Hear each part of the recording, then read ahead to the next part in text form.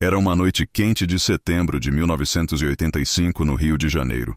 O ar úmido da Zona Sul carregava o cheiro de gasolina e cigarro, enquanto duas das maiores forças do rock brasileiro se encontravam pela primeira vez nos bastidores de um festival que mudaria a música do país para sempre. Ninguém na plateia sabia que aquele encontro, que começou com uma provocação cruel e pública, terminaria com um dos gestos mais silenciosos e devastadoramente poderosos que o rock brasileiro já testemunhou. Se você cresceu ouvindo Cazuza ou Legião Urbana, o que você está prestes a descobrir vai mudar completamente a forma como você escuta essas músicas, porque por trás dos acordes e das letras havia uma rivalidade, uma ferida e uma resposta que nenhuma palavra poderia ter dado com mais força do que o silêncio. O Brasil de 1985 estava saindo de uma longa noite. 21 anos de ditadura militar haviam deixado uma geração inteira com raiva guardada no peito, sem lugar para colocar. A redemocratização estava chegando aos poucos, e com ela veio uma explosão cultural que não tinha precedentes na história do país. Os jovens brasileiros estavam com fome, não de comida, mas de verdade. Queriam letras que dissessem o que os jornais ainda não podiam dizer.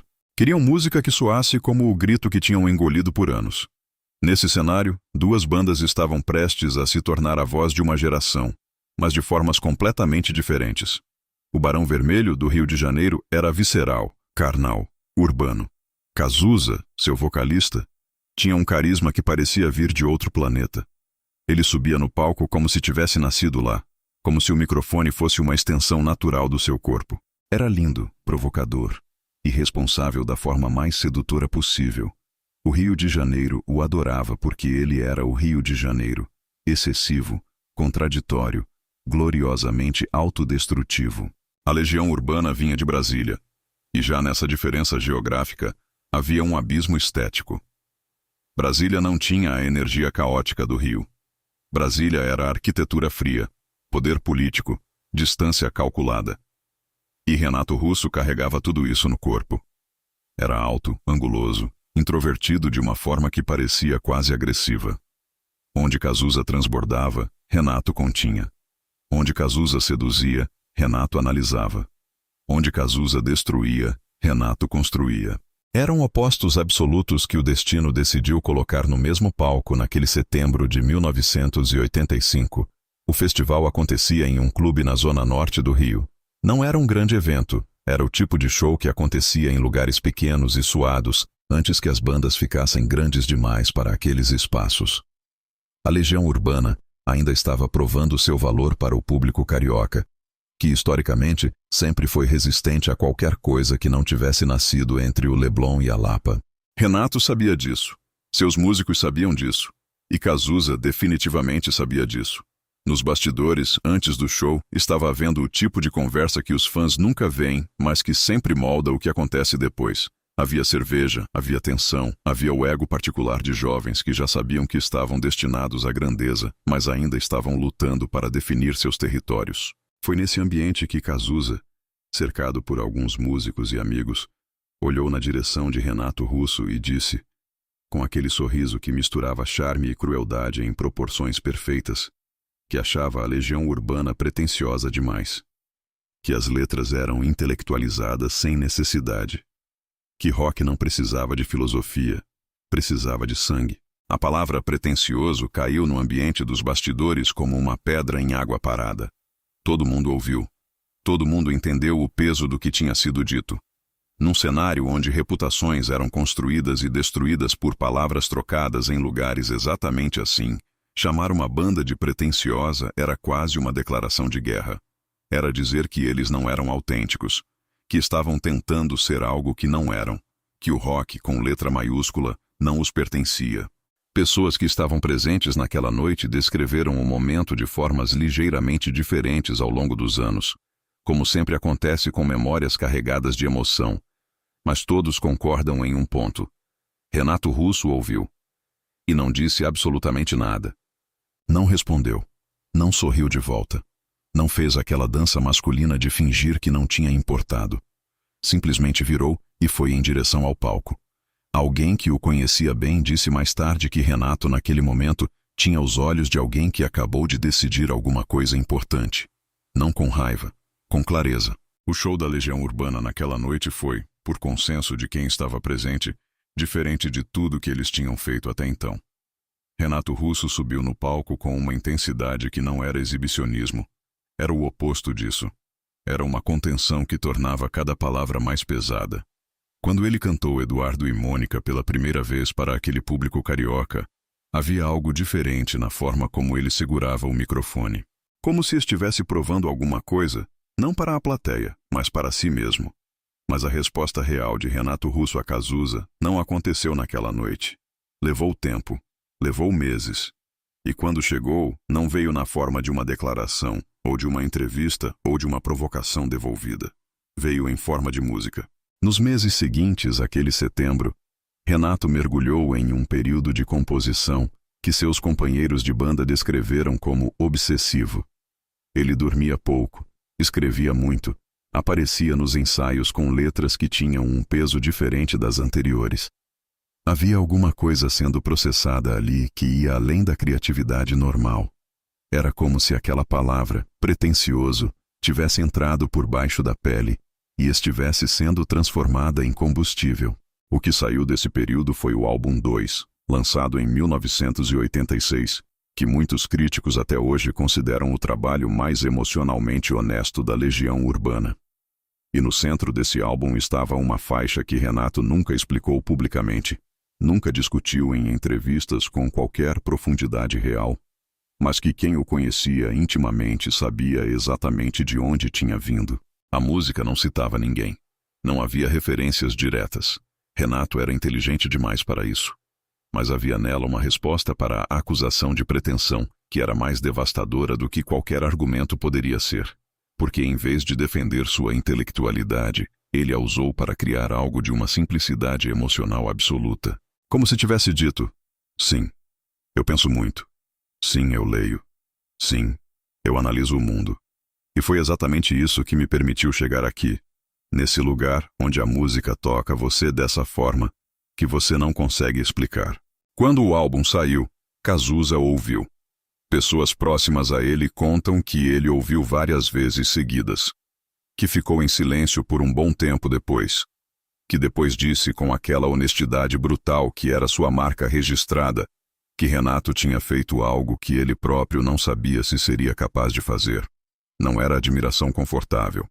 Era o reconhecimento desconfortável de um igual que você tentou diminuir e que cresceu diante dos seus olhos. O que aconteceu nos anos seguintes entre os dois foi uma das histórias mais complexas e menos contadas do rock brasileiro. Não viraram amigos no sentido convencional. Eram diferentes demais para isso. Mas desenvolveram um respeito mútuo que as pessoas ao redor deles podiam sentir sempre que os dois estavam no mesmo ambiente. Era o tipo de respeito que só existe entre pessoas que se mediram de verdade e sobreviveram ao processo. Em 1989, quando a saúde de Cazuza já havia sido publicamente comprometida pela AIDS, Renato Russo fez algo que quase ninguém esperava. Numa época em que a doença ainda carregava um estigma brutal, e quando artistas faziam o possível para manter distância de qualquer associação com ela, Renato falou publicamente sobre Cazuza com uma ternura que contradizia completamente a frieza que o público às vezes associava a ele. Não de forma exibicionista, não em grandes declarações, mas de maneiras que chegaram às pessoas certas. Houve um show, num período em que Cazuza já estava visivelmente debilitado, onde Renato estava na plateia. Não foi anunciado. Ele simplesmente foi. Ficou em um canto, longe dos holofotes, e assistiu. Quando alguém da equipe de Cazuza percebeu sua presença e foi até ele perguntar se queria ser apresentado ao público, Renato declinou educadamente.